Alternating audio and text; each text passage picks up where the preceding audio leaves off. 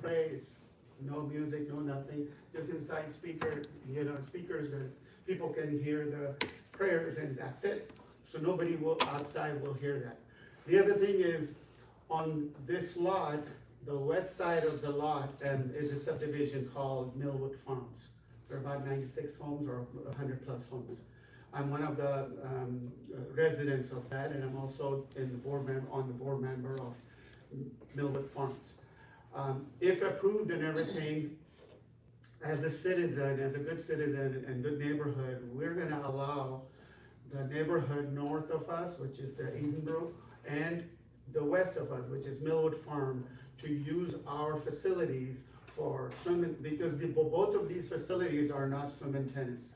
So they don't have any kind of barbecue area, any kind of play area, walking area and whatnot. So if approved by City of Mulberry, this is something we're gonna do as a good citizen, as a note of good gesture to our neighbors, that we're gonna give them the opportunity to use all the walking trail or all the vegetation so they can come and walk around and do the exercise. Kids can come and play pickleball if they want and do that. So this is something we wanted to give back to the community.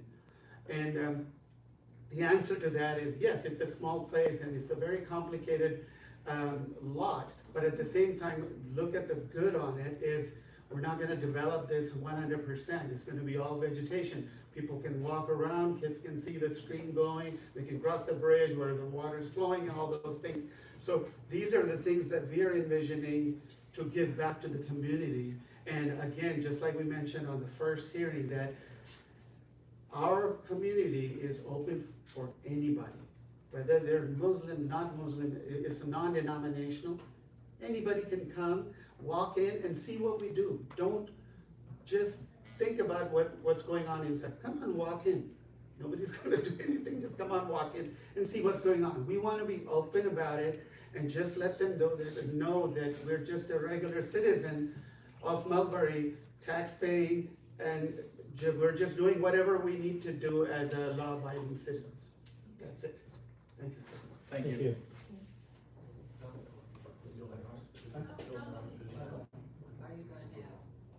All right. One more last thing, we just talked about it, that if the building height is an issue, we can bring it back down to whatever height that's required by the City of Mulberry. So we'll do that. We're willing to do that. Thank you. How many people do you think you're gonna have coming to the? Ma'am, let's keep, yeah, we already had the time for comments there. Okay, well, excuse me. It's okay, it's okay. All right, we still have some time left for, 28 minutes. we still have 28 minutes. Would anybody else like to speak for?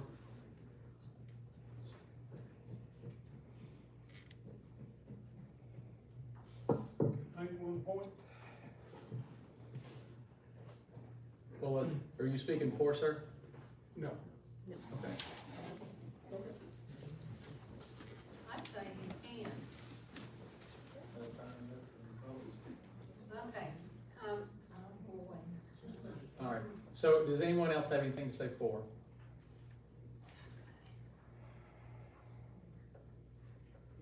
All right, if no further comments for, I'll make a motion to close the period for public comment. Do I have a second? Second. All those in favor say aye. All those opposed? Period for public comment is now closed. All right, planning commissioners? Discussions?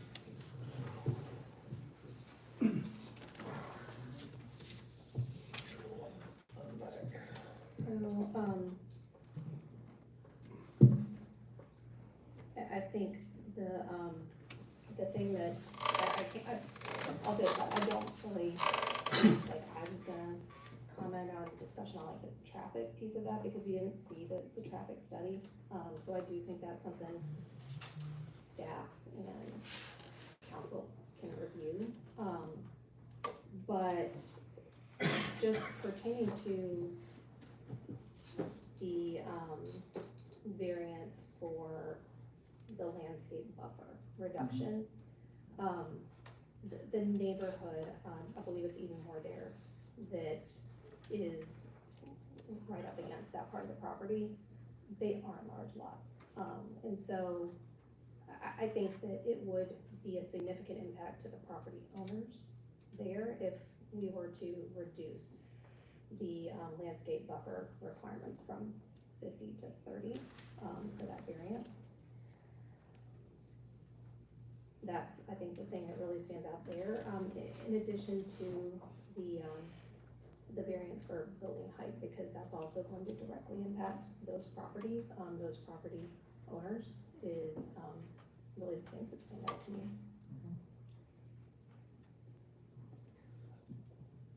You know, I don't wanna keep beating the dead horse over the impervious area, but, you know, you got a lot of impervious area on this property. And the engineer said himself, you know, part of that's just the narrow width of, you gotta go back. You gotta have a driveway all the way for access, but you know, you got all the wetlands on there. I just have concerns about, I mean, I do feel more comfortable in the fact that this is being professionally designed by a professional engineer, and, you know, they got geologists and, you know, all the geotech and all that involved. And so, and they'll have to go through Army Corps of Engineers, and there's a lot of state and maybe federal jurisdictions that are gonna have to get involved in this. I mean, but that's just my, you know, yes, I mean, if the site didn't have these encumbrances, it'd be a great site maybe for this. But with this site being the way it is, I do have concerns about that portion of it. I was gonna say, my only concern is the same thing, the buffer zones, we're reducing buffer zones, where we're trying not to, as a city of Mulberry, you know, give up property. The other thing I was gonna ask questions about too, as far as the turning lanes in, isn't that more of a county situation as far as widening those roads versus city? So the city of Mulberry does not have a transportation department, and per, SB 138. 138. Per state law for SB 138, we signed into a temporary or currently permanent service delivery agreement that the county will service all of our roads and signals. Okay. So to the gentleman's comment earlier, maybe the commissioner wasn't fully aware of the things. I don't know, I can't speak for him, but if you call the Department of Transportation for Gwinnett County, then they will tell you that, you know, they do all the maintenance, which is the cutting the grass in the right of way. They handle all of the signals. They also regulate and manage the signal permits that go in. They do all the signals along the state routes for GDOT. And so any widening that's done, the construction of the roundabouts that are going on, all that is the county. And for the foreseeable future, it is the county. And so, that's where we lie when it comes to transportation. We own the right of way per state law, but they maintain everything within inside the right of way, and we handle the storm water, and those are our services. So basically, what I'm trying to get at is, in other words, we don't even know if the county's approved that for the project, correct? They followed the county standards as far as, what needs to be done as far as the traffic study. We have not, as a team, met with the county, and we still need to go through the traffic study, as Sarah mentioned earlier, and then engage with the county about that traffic study, what those improvements are. We will work on trying to have that done between now and when the council meeting occurs, but I can't give you any more feedback than that until those meetings occur. When you look at the body of the merit of the proposal as it stands, it's just a lot in a small place. I mean, everybody has admitted that, and there's an easy fix to that, is you just make everything smaller. But as it stands right now, going from 15 to 35 and all the other encumbrances that are on there, it's a real challenge to do it as it stands. Yeah, I mean, I think for my thoughts, it's just, you know, we're setting standards, and, you know, we need to adhere to those as much as possible. Any other thoughts?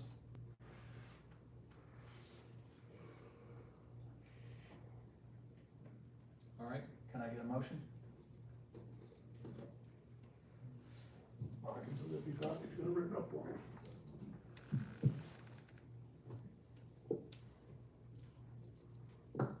You want? Yeah. Okay.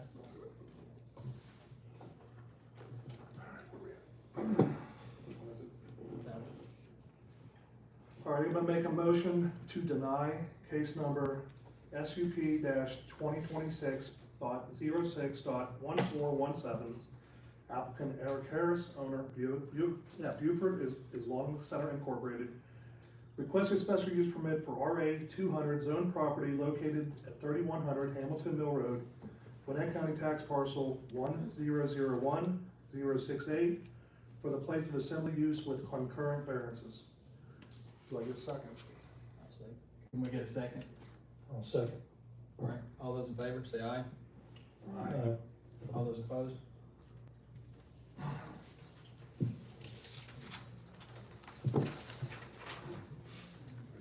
Now, do I need to go through each, do we have to go through the? Because he's included concurrent variances in his motion, do they need to do them separately? You roast all of them when you said all the concurrent variances. Okay. All right, staff, do you have any more comments or announcements? Just a reminder that the public hearing on these items, all items tonight, will be September 3rd, and then the final decision will be Thursday, October 1st, if all of them move forward. As far as agenda items, next month, we do have a potential agenda. That meeting will be held on September 15th at 6:30 p.m. in this room. Look forward to seeing you then. Thank you. Thank you very much for everybody coming out, and I know it was a long night, but thank you for now. I make a motion to adjourn. Do I have a second? Second. All those in favor say aye. All those opposed? Meeting's adjourned. Thank you. I don't get it. I appreciate what you'll do. I appreciate it. Thanks for coming out.